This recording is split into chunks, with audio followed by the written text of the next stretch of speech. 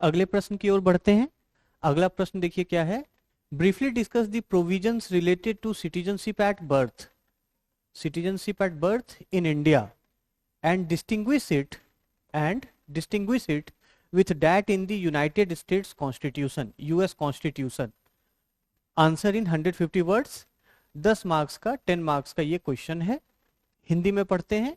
भारत में जन्म से नागरिकता संबंधित प्रावधानों पर, जन्म से नागरिकता संबंधित प्रावधानों पर संक्षेप में चर्चा कीजिए तथा अमेरिकी संविधान मतलब यूनाइटेड स्टेट्स के संविधान के प्रावधानों से इसका अंतर स्पष्ट कीजिए।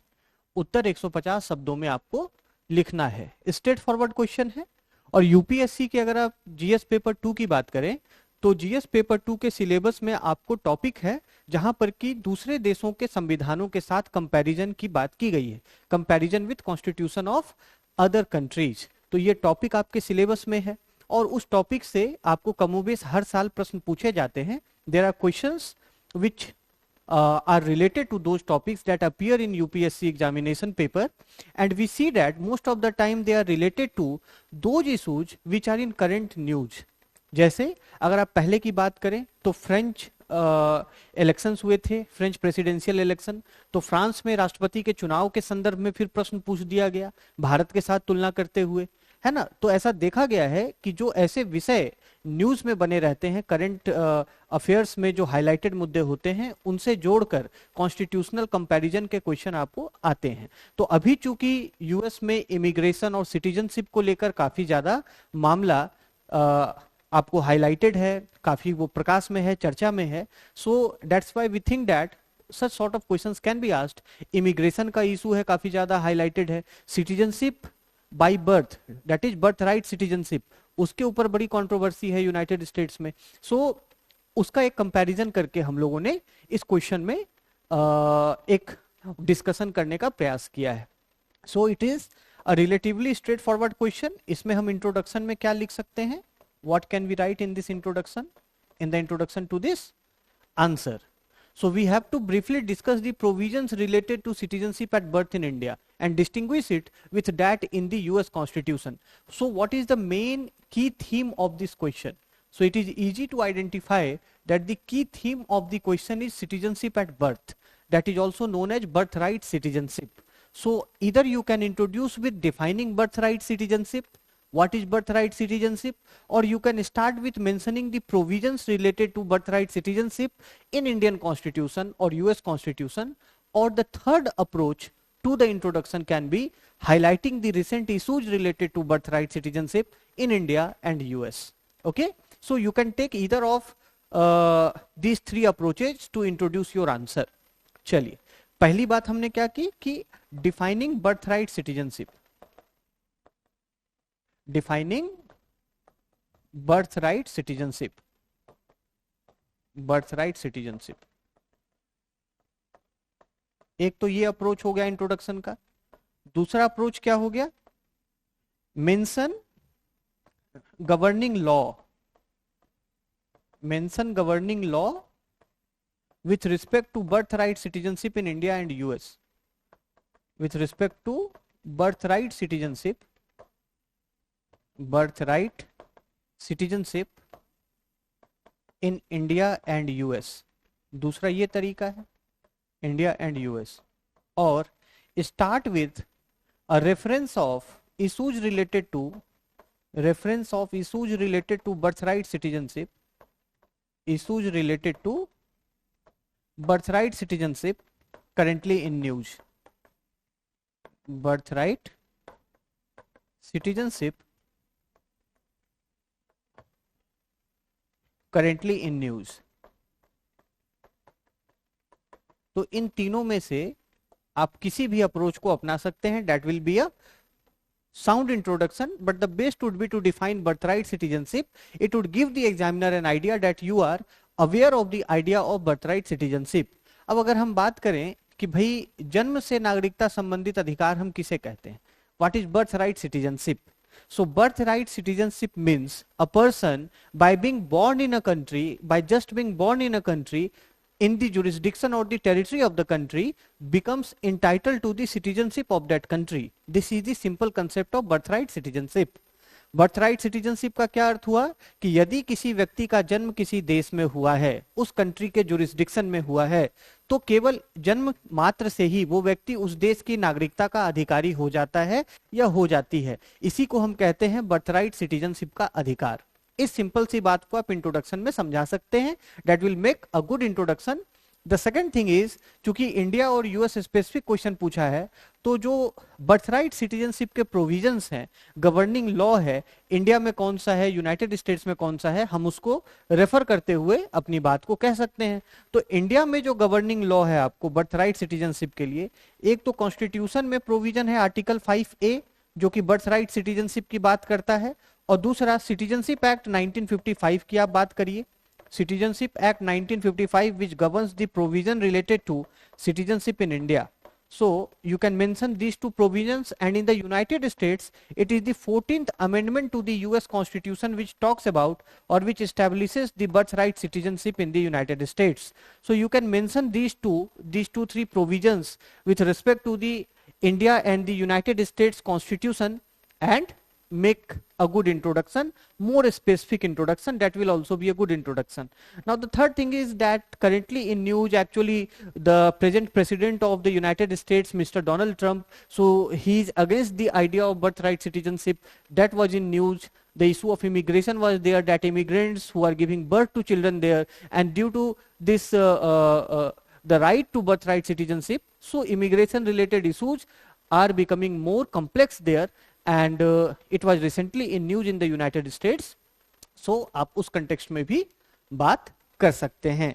So these three approaches are there to the introduction. Now let us come to the main body of the question, that is briefly discuss the provisions related to citizenship at birth in India and distinguish it with that in the US Constitution. Fine. So provisions related to birthright citizenship in India. So we will start with that. हम लोग उससे शुरू करेंगे. Provisions related to birthright citizenship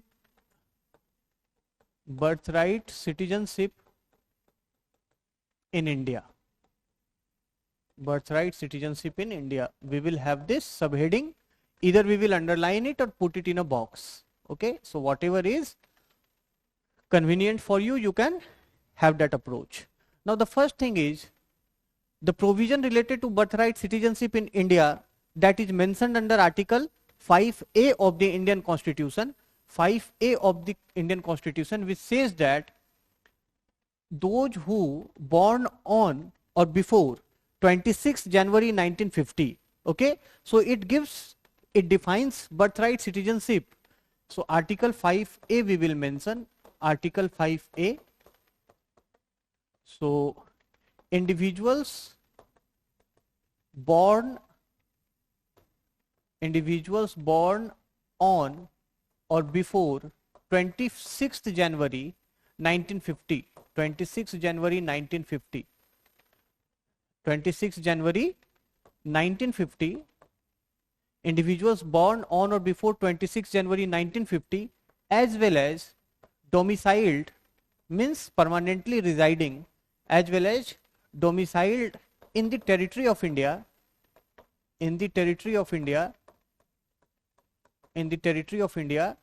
are citizens by birth,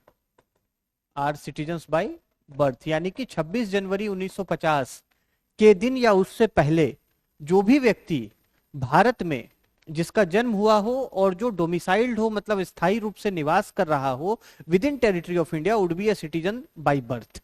एक तो ये provision हो गया. दूसरा प्रोविजन आपको citizenship act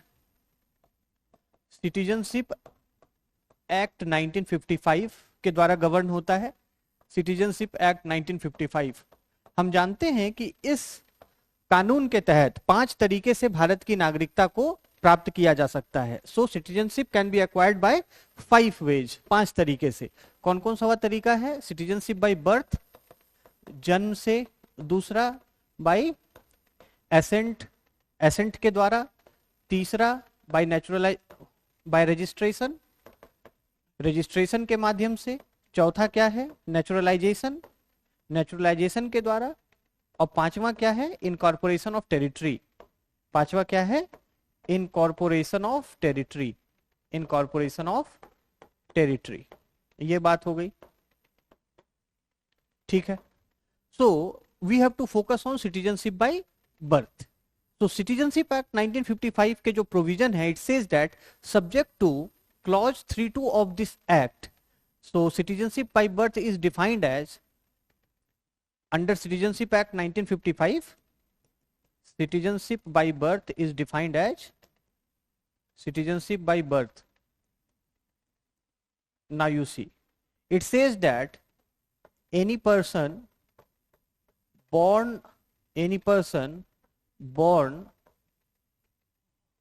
on or after 26 January, on or after 26 January 1950, born on or after 26 January 1950 and before 1st July 1987, 1st July 1987.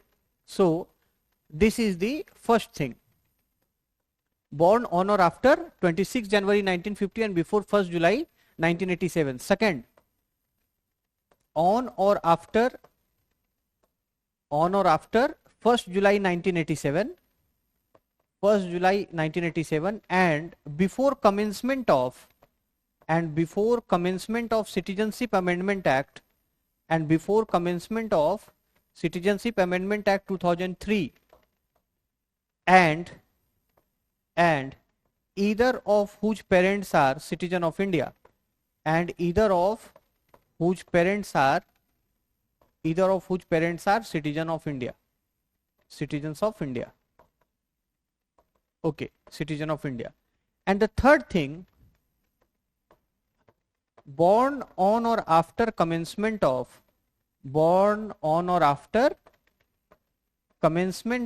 Citizenship Amendment Act, commencement of Citizenship Amendment Act 2003, and now it has two things, both parents are citizens of India, both parents are citizen of India,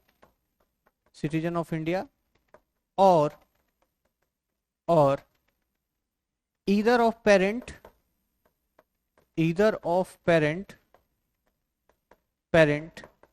a citizen of India, and other is not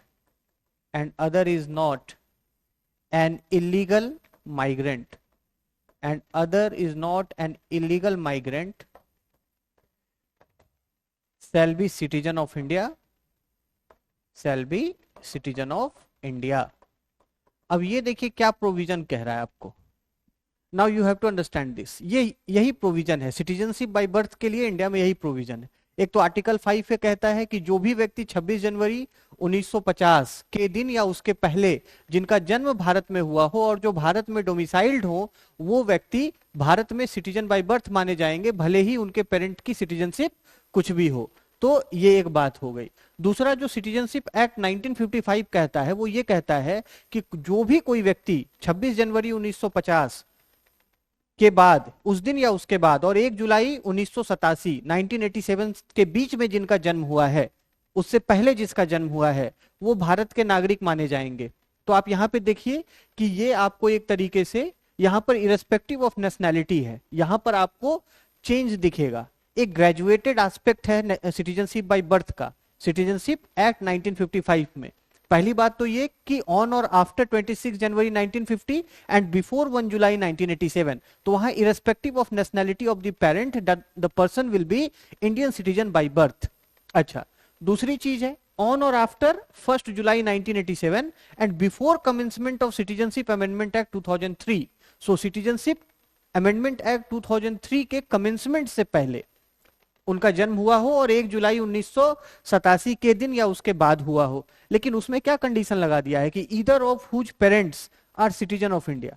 अब यहां पर nationality की भी बात आ गई कि भाई उनके दोनों पेरेंट्स में से कोई एक भारत के नागरिक होने चाहिए. अच्छा, तीसरा जो इसमें प्रोविजन है कि born on or after commencement of citizenship act amendment act 2003, citizenship amendment act 2003 में आया, उसके कमेंसमेंट के बाद जिनका जन्म हुआ है, उस दिन या उसके बाद जिनका जन्म हुआ है, वो भारतीय नागरिक होंगे। पर उसमें दो कंडीशन है। दो कंडीशन क्या है कि या तो माता पिता दोनों भारत के नागरिक होने चाहिए, both are parents are citizen of India, या तो दोनों में से कोई एक पेरेंट भारत के सिटीजन हो और दूसरे जो पेरेंट हैं वो इलीगल माइग्रेंट ना हो। तो ये आपको प्रोविजन भारत में है related to the birth right citizenship in India. And when such questions are asked you have to specifically mention the provision. That is why it is important in Indian polity to know the specific provision with respect to these important aspects like citizenship. ठीक है, तो ये आपको प्रावधानों को जानना जरूरी है। लेकिन इसमें दो एक्सेप्शन है। So there are two exceptions to the there are two exceptions to birthright citizenship in India. Two exceptions to birthright citizenship in India. ठीक है, अच्छा ये दो एक्सेप्शन क्या है? पहला एक्सेप्शन ये है कि the parent of the child should not be a foreign diplomat. ठीक है, वो विदेशी राजदूत या डिप्लोमेट नहीं होने चाहिए। और दूसरी चीज ये है, एक तो ये हो गया कि फॉरेन डिप्लोमेट नहीं होने चाहिए, और दूसरी बात है कि कोई एनिमी एलियन उनके पेरेंट नहीं होने चाहिए। So parents should not be and the person should not be born to enemy alien and the person should not be born to enemy alien. ठीक, एनिमी एलियन किसे कहते हैं? पॉलिटी में देखिए इन टर्म्स की अंडरस्टैंडिंग बहुत जरूरी होती है। आपसे प्रीलिम्स में भी पूछा जा सकता है, मेंस में तो है ही है, इंटरव्यू में भी कहीं पूछा जा सकता है। Okay, so the understanding of this terms are very important. Who is an enemy alien? So enemy alien is the subject, a person, any person who is subject of a nation, of a country, who is a subject of a country at war or conflict with the country the person is currently residing with the country the person is residing। एक तो ये बात हो गई। Enemy alien किसे कहते हैं? एक ऐसा व्यक्ति जो कि किसी एक ऐसे देश से जिसका संबंध हो, किसी एक ऐसे देश का नागरिक हो जिसके साथ वो अभी जिस देश में रह रहा है वो युद्ध या संघर्षरत हो। जैसे मान लीजिए कि यदि भारत का पाकिस्तान के साथ हाल में संघर्ष हुआ, तो यदि कोई पाकिस्तान का व्यक्ति भारत में रह रहा है और पाकिस्तान के साथ भारत का उस समय संघर्ष चल रहा है, तो अगर पाकिस्तान का व्यक्ति भारत में रह रहा है और उस समय भारत पाकिस्तान का संघर्ष चल रहा है, so the person will be considered as enemy alien. ठीक है, तो जो सिटीजनशिप, बर्थराइट सिटीजनशिप के प्रोविजंस हैं फिर उस पर लागू नहीं होंगे। ठीक उसी तरीके से हम चाइना की बात करें, ठीक है ना, या किसी भी देश की जिसके नागरिक उस समय अगर हमारे यहाँ रह रहे हो और हमारा उस देश के साथ वार या कंफ्लिक्ट चल रहा हो, तो वो फिर हम एनिमी एलियन कहेंगे उस व्यक्ति को। या फिर एक इसमें यह भी बात है कि enemy alien would also be an Indian citizen. Indian citizen भी जो किसी एक ऐसे देश में जिसके साथ हमारा वार या कंफ्लिक्ट चल रहा है, who is voluntarily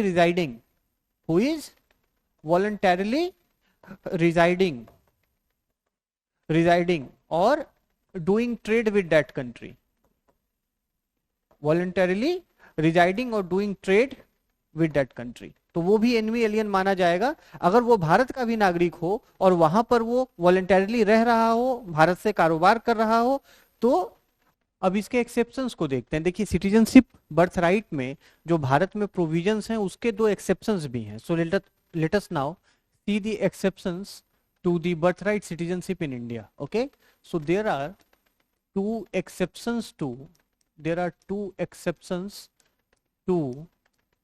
to birthright citizenship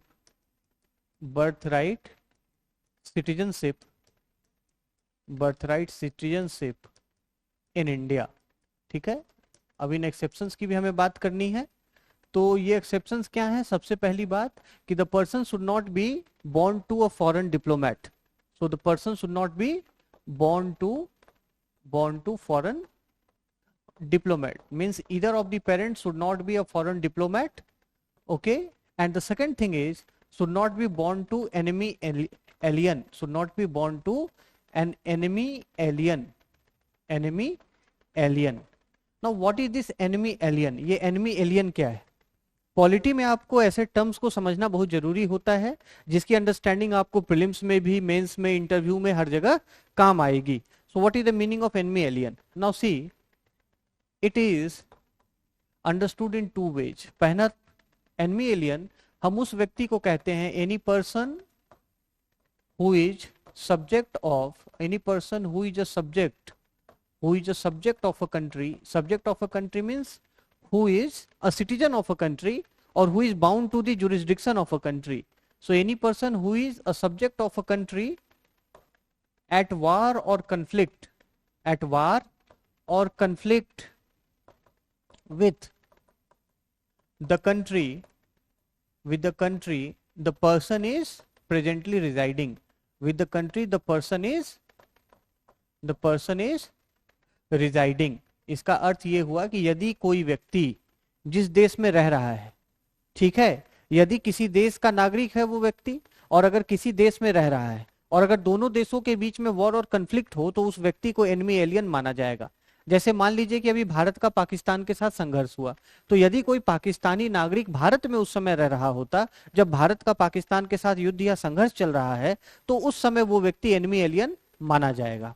ठीक है. उसी तरीके से यदि चीन का कोई नागरिक है, भारत में रिजाइड कर रहा है, और उस समय भारत का चीन के साथ कोई युद्ध या संघर्ष चल रहा हो, so that person will be declared as an enemy alien. तो एक तो वो कंसेप्ट हो गया, और दूसरा कि एनी इंडियन सिटीजन, कोई भारतीय नागरिक भी जो कि वॉलेंटरीली वैसे देश में रह रहा हो, any Indian citizen voluntarily residing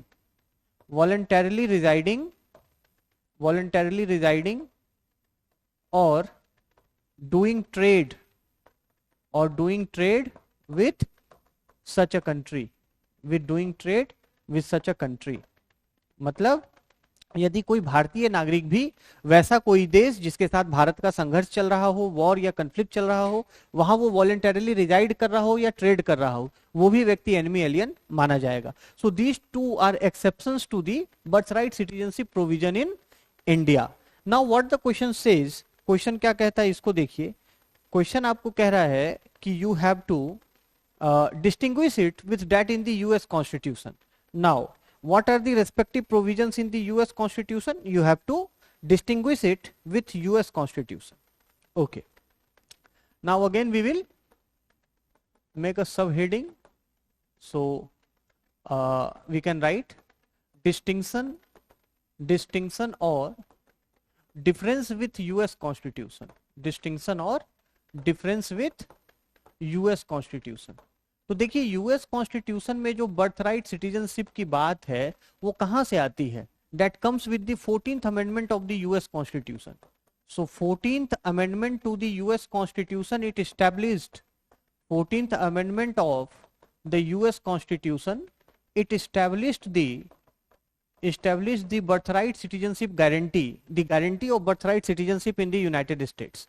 Okay, so it guarantees birthright citizenship in United States. ठीक है, birthright citizenship in United States. Now this is irrespective of nationality. So this is irrespective of nationality of parents.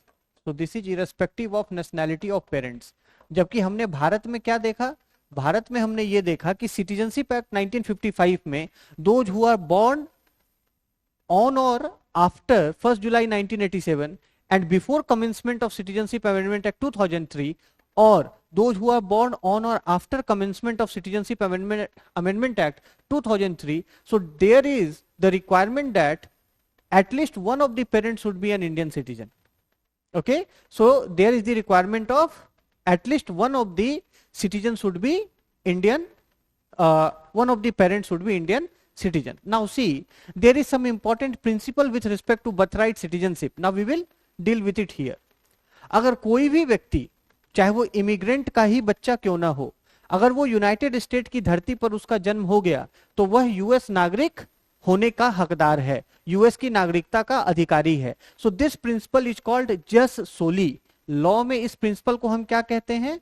The principle of jus सोली। और ये एक Latin word है जस सोली, जिसका meaning होता है right of the soil, right of the soil. If you are born in the US soil, irrespective of the nationality of your parents, you are entitled to US citizenship. So this just solely principle is applied in the case absolutely in the United States Constitution by the virtue of 14th Amendment of the US Constitution. And there are other provisions also with respect to birthright citizenship in US Constitution or in US law. Okay, the second type of provision is that any person or any child, let's say any child born abroad, means born outside the United States, born abroad, where at least one of the parents is a US citizen, one of the parents is a US citizen, one of the parents is a US citizen. अब चूंकि this is birthright citizenship by ancestry, now this provision is the birthright citizenship by ancestry, the birthright citizenship by ancestry means if either of your parents are US citizens and you are born outside of United States, then again you are entitled to US citizenship by birth if you meet certain specific conditions. So this provision, this follows the jus sanguinis principle. In law we call that jus sanguinis. So it is also again a Latin term which means right of blood. So if you are related to blood to a US citizen, means if you are child of a US citizen and born outside the United States, then also you are entitled to birthright citizenship. But if in United States, irrespective of the nationality of your parent, you are born in the soil of United States, then you are automatically entitled to the US citizenship, and this is called the jus soli principle. So in India at present we don't follow the jus soli principle, as we have noted that on or after the commencement of Citizenship Amendment Act 2003, any person who is born in India and either both of the parents are Indian citizen or at least one of the parent must be Indian citizen, and the other should not be an illegal migrant. So now we are not following the principle of jus soli, but in the US Constitution there is the principle of jus soli which is followed absolutely irrespective of the nationality of the person born in the United States. And the second thing is there is also the provision of jus sanguinis, in which by the right of assent or the right of blood applies to a person who is born outside United States but is entitled to citizenship by birth in the US laws. So this is how the difference between the provisions in India and United States are. First of all, that we now no more follow the principle of jus soli, but in United States there is the principle of jus soli. Second thing is that the United States provision, they are combination of jus soli plus jus sanguinis, whereas we just follow the principle of jus sanguinis in the application of citizenship by birth at present. तो अभी वर्तमान में ये दोनों में आपको एक प्रमुख अंतर भारत और यूनाइटेड स्टेट्स के कॉन्स्टिट्यूशन में बर्थ राइट सिटीजनशिप को लेकर है। ठीक है, अब हम इसमें कंक्लूजन क्या लिखेंगे? जब हम दोनों को कंपेयर करते हैं तो हम ये कंक्लूजन लिख सकते हैं कि many countries they follow a combination of jus soli and jus sanguinis principle while defining their citizenship by birth, okay, by or birth right citizenship. हम इस चीज की बात कर सकते हैं। और हम दूसरी बात ये कर सकते हैं कि India has evolved from the principle of jus soli to jus sanguinis, whereas United States has a mixture of both these principles. Okay, तो हम इस नोट पर अपने आंसर को एंड कर सकते हैं। ठीक है, चलिए।